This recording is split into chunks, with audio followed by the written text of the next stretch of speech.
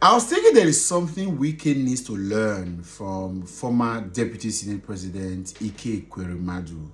I saw an article. I don't know how true it is, but then I read it and I saw so much of value, right? It can be fictional, it can be reality, but value in it that it will help people like Wike and other Nigerian politicians at the moment that thinks that they are God and everybody likes them, everybody wants them, they are shining star, they are poster boys, whatever they are. I'll read this particular article that I saw online. Again, I cannot independently verify if this is true or fictional, but maybe we can take the lessons in it. The Uber driver who picked me, somebody was narrating now, up from the airport the last time I was in Enugu, introduced himself as a former personal driver to the detained Ekweremadu. He left the employment of the former Deputy Senate President last year to start his own Uber business with his car. The man shared so many stories with me on the way to drop me off at my hotel room, but the one that stood out was how the people his former boss helped, then when he was in power, have all abandoned him at his lowest moment. According to the former driver of Ekweremadu, at the height of his power and fame, Ekwerimadu's house in Apo, Abuja used to be a beehive of activities, a mecca for so many people.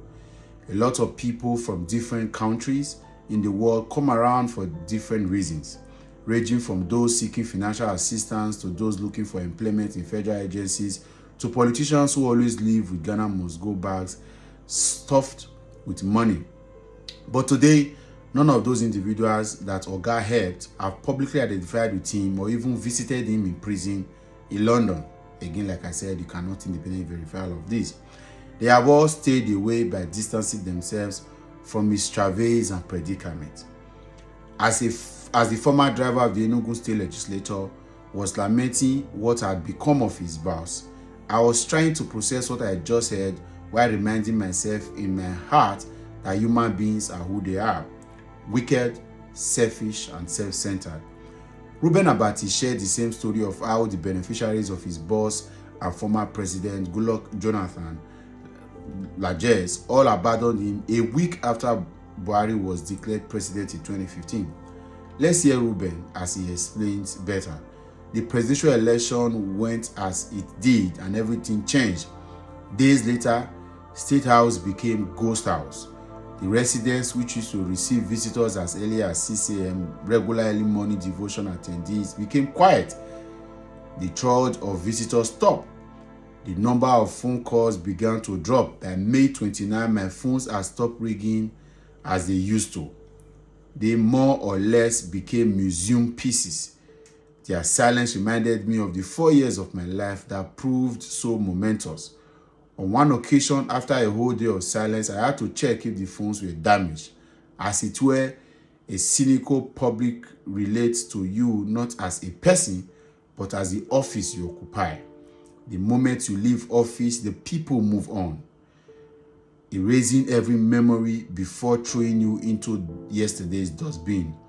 Opportunism is the driver of the public's relation with public officials.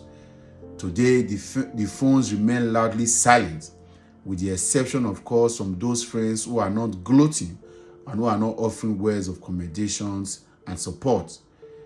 They include childhood friends, former colleagues, elderly associates, fans, and family members. The first thing I noticed after that phone call in which the president considered was that people stopped coming to the villa to see the former president. The villa became a ghost town. The traffic to the villa just disappeared, he said. We were seeing pictures of people already going to the other side, to the president-elect, including members of the Jonathan's government. They had changed camps, and the speed with which it was done was amazing. Around the villa, some of the people started using the excuse that they wanted to go to their village or London for checkup. These were people who would ordinarily not move an inch and who wanted to be in the presence of the president all the time.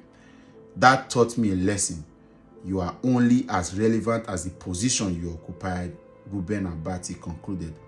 A lot of people in your circle are not actually your friends. They don't like you like that. See, or like I said in the beginning, Wike needs to learn something from this, because I see that a lot of people are pushing him into all of this, and he's getting all the hype, all the accolades. He's the poster boy of the Tinubu's government. Everybody's talking about it. He's one constituting nuisance. Anyway, you want to cause mayhem. He's successfully done that in Rivers State. He's done that in Edo State. Now he's moving to Bayelsa. He's threatening Bauchi. He's asking questions in Delta already. He says he wants to have all of the south of Nigeria cramped in the hands of the APC and Bola Ahmed Tinubu and all of that. Just one single error, one single time, one error, end of this regime, all of this will end. That two of us, both you and I, what do we need to learn? Whoever is around you now, check. If they are around you because of what they are gaining, you may need to stop giving that thing. If they are around you, because a lot of people are around you because of what they benefit from you, you are at risk. A lot of you do not have good friends. You just have people who sympathize, who roll around, just like bees around honeys. It is not because there is love for the honey, it is for their own benefit. People are selfish, people are greedy, people are self-centered. Be smart. This message, again, Wike needs to learn. All of these guys need to learn. But you and I need to learn even much more. Don't build your life trusting the people around you that do not need to be trusted. Don't ever push anybody beyond where they are supposed to be. One of the greatest regrets you have in life is to force people into your space where they are not supposed to be. I wish Ekweremadu well. This Jonathan is doing well. His former president is flying everywhere. And then I know all of you have your political differences with Ekweremadu. This was just something to learn from. It doesn't tell whether he was a good man or a bad person. I'll catch you another time. Bye for now.